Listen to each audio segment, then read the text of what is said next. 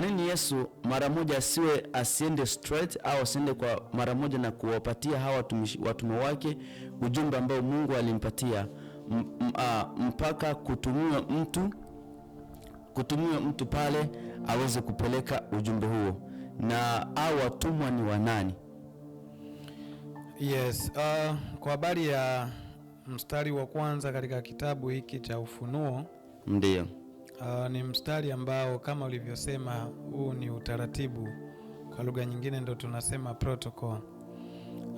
Protocol hii ni utaratibu wa Mungu katika utendaji wake. Nafikiri somo hilo tuliwahi kujifunza nalo hapa. Ndio. Mungu katika utendaji wake amejitengenezea mwenyewe utaratibu, kwa sababu yeye ni utaratibu. Ndio. Na kinachofanywa na yeye lazima kifanyike kwa utaratibu. Yes.